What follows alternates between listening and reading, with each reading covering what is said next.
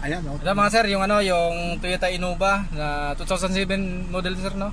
2007, oh. Blinking yung timing belt tapos blackout siya. Yung lahat ng gauge hindi gumana. Pati yung yung sa lighter, hindi magana, no? Iba yung linya nun sir eh. Iba? Baka maputok yung fuse. Hindi, no? Buksan natin mga sir para ma-repair na. Yan, ito na mga sir yung panel gauge ng Toyota Innova 2007 yan. Blinking yung timing belt tapos blackout. Lahat hindi gumana yung mga gauge. Buksan natin mga sir para ma-repair na kasi may flight na rin daw mamaya yung yung may-ari nito. Kailangan daw maayos muna bago niya iwan sa pamilya niya yung sasakyan.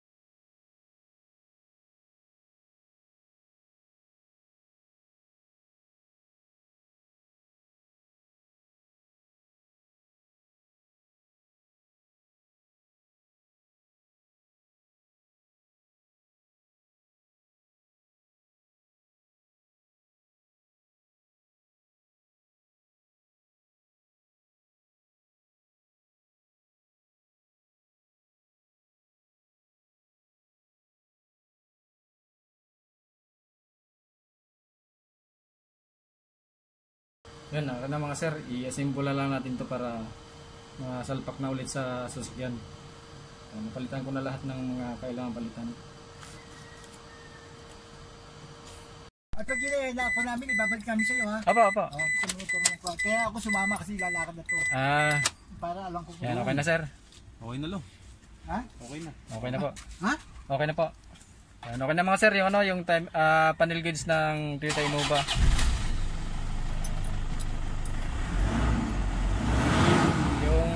Temperature sir, gana na, tapos yung fuel. Yung fuel, Timothy ko konti, yung kunya, yung odometer. Yan po, gana na rin po. Nagana. Opo. Saka ano pa ba ang kunya noon? Yung RPM po. RPM, yan, oo. Yung nasa gitna, ano yun? Speedometer po. Ha? Speedometer. Yung odometer, Tapos yung tabi temperature. Bago yung gas. Opo. Oo. Yun, Hindi mo to kukunti pala ang laman, Mamaya, karga na. Hindi ka nakakabahan sir pag bumiyahe malayo. Hindi, pag pupunta sa malayo, kinakarga na talaga nila. Kasi yung timing belt sir, wala na rin. Wala na, oo. Basta mga sir, maraming salamat.